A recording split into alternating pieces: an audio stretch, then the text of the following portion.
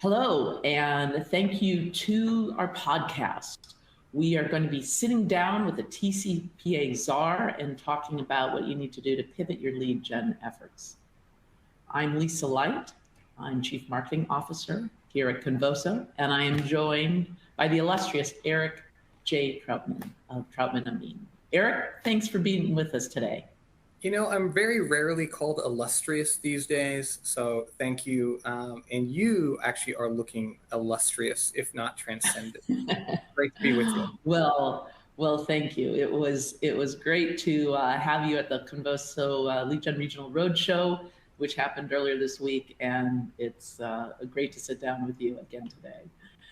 I want to talk first of all. Do the usual disclaimer, this is not legal advice. We always advise folks to seek the counsel of a top-notch compliance attorney. We have some good names to suggest. So let's jump right into it.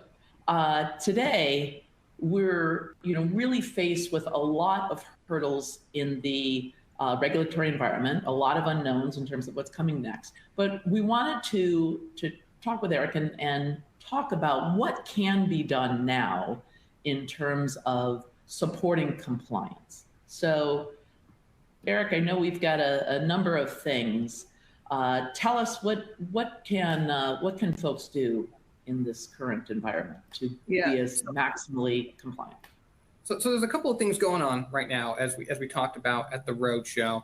We know that first, the FTC, that's the Federal Trade Commission, has just changed its guidance under the telemarketing sales rules and has essentially said it is now forbidden, illegal, to sell leads for the purposes of having somebody use a pre-recorded call for marketing purposes.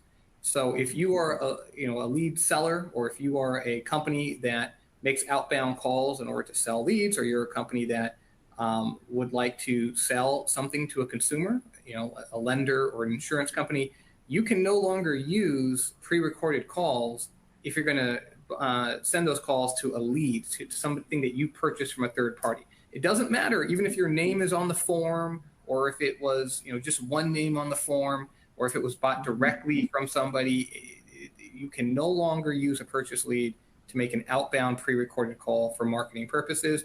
So right now, the first thing you can and should do is stop using pre-recorded calls for, again, marketing purposes. You've purchased a lead. And so that would include leaving a voicemail. Is that true? A pre-recorded voicemail, yeah. Now you could, pick up your phone, buy a lead, pick up the phone, say, hey, John, it looks like you're interested in a 30-year fixed mortgage. Leaving you a voicemail, call me back, here's my phone number. That's still okay. But what you couldn't do is have that recorded and then press a button and have that left on a voicemail. That would get you into trouble. Okay, thanks for that clarification. And there's a lot of talk between first party versus third party. Tell us about the next one, about first party websites. So now, as we pivot away from the FTC, which again is only looking at the TSR, that's only pre-recorded marketing calls. Remember, the FCC, that's the Federal Communications Commission, has its own rulemaking proceeding that's that's being taken on right now. And one of the things that they're looking at potentially is aligning with the FTC and saying, just like the FTC has said you can't sell consent, the FCC might also say that you can no longer sell consent if you're going to be using a auto dialer, a pre-recorded voice, or if that phone number is on the national DMC. That consent would not be valid. So a lead buyer could not rely on that consent, could not use regulated technology, could not call a phone number on the DNC if it purchased that consent. So what do you do? What do you do? If you are a direct-to-consumer marketer, if you're a brand, you need to be thinking right now about making a more robust online first-party website presence, right? WellsFargo.com. That now needs to be the place where consumers are going to provide you their contact information directly on that branded website. If you are a lead seller, well, what do? Understand, you can no longer be LendingTree, right? If this NPRM comes out the way it might, you can no longer be Bob's Great Lending Rates.com, right? Instead, you've got to now start pivoting to using good creatives, good social media ads, good perhaps billboards, regular media, whatever you have to do to drive and generate traffic, to drive it either directly to the brand's website with attribution, like an attribution URL, or through your own website, where you can start the process of getting people to fill out forms, information, and then integrate right with that first party website so that that data can transfer over. But ultimately, the consumer has to press the consent button on the first party website, on the brand's website. So it's a big shift right now. Today, as you know, people fill out a form on any old website that you can generate, and then you sell that data lead if the seller's name or the lead buyer's name or the provider of goods and services name is on that form. Today, that is commonly sold. Today, a warm transfer is commonly made, right, where somebody will get them on the phone, qualify them based on that data lead, and then transfer, right? Those activities, again, depending on how the NPRM breaks, those activities might be completely illegal here in just a couple of months. So start thinking about how can we move to drive to site campaigns. It's a really big, important pivot for people to have in mind right now. Got it. And you mentioned NPRN, which of course is the Notice of Proposed Rulemaking. Any idea when we might be hearing the responses on that? Yeah, I expect we'll have a ruling by the end of the year. It could be as early as October, November. Okay. All right. Now, the third one, I mean, this should go without saying, but clean up misleading or deceptive pieces of their funnel. Tell us a little more about that suggestion. Yeah. So the FTC, right, has recently announced a telemarketing sweep.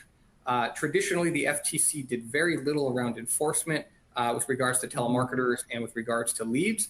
But that is all changing right now. The part of the telemarketing sweep, they brought over 100 lawsuits in conjunction with the DOJ, and they are really looking to crack down on people who are using what they call dark patterns, right? Tricks on the website to get consumers to go through a funnel, through a flow, when they're being promised something that's not being delivered, or when they don't actually have to provide their consent in order to get something, yet the website makes it look like they have to. Right? The really small fine print versus the really big offer. And you get people to go to the really big offer and not go through the fine print that might be better for the consumer. Or, of course, just the more standard, the disclosure is too small, the font is too small, no one can read what the consent says, right? All of these sorts of things. You can think of any dirty trick. Just think of it as a dirty trick or a trap. Some might say, well, we're just easing friction in the funnel. No, you're tricking consumers, all right? And the FTC has said, no tricking consumers. If the consumer is going to go through that funnel, then they have to know exactly what they're getting themselves into. Of course, that's where things like the reach standard, right, come right into play. You've got that reach standard met, then you know you're safe, and the consumers are not being tricked. There's no dark pattern. But for those of you that are not in reach, that don't have that standard that you're adopting, it's a little bit less black and white for you.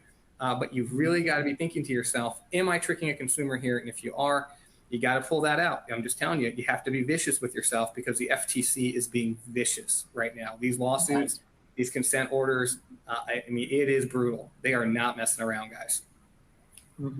Well, with a term like dark patterns, that sounds ominous and scary. But we're always promoting to act responsibly, dial responsibly with the mind of the consumer in mind. So Convoso has been great good advice. At spreading these messages. Convoso really does take compliance very, very seriously, and I love to see it. You guys are a great technology platform for the compliant company, no question. Right.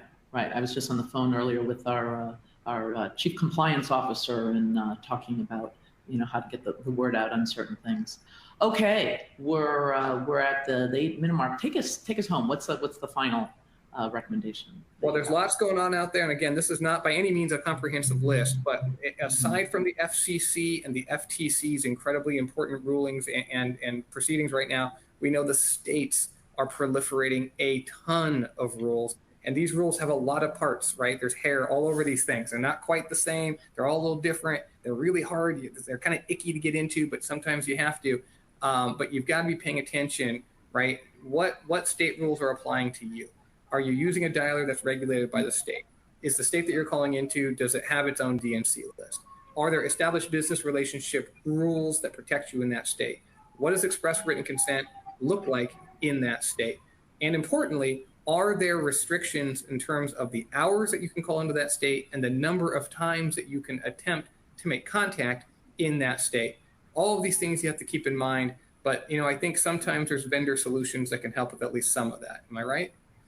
Yes, there are. And it's a good segue. We at Convosa, we recently launched a special purpose-built tool. It's the only purpose-built tool to support compliance with this.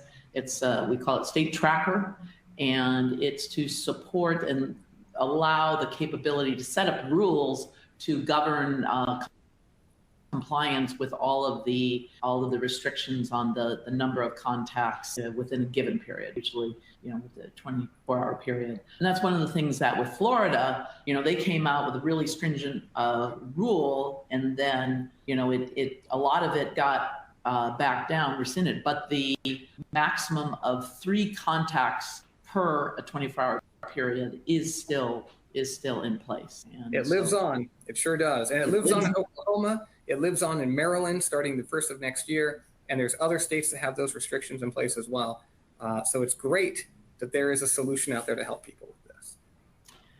Great. Well, Eric, thank you for joining me today for this quick call. And thanks for all that you do to support the industry and encourage compliant, responsible practices out there. Always here to help. See you soon.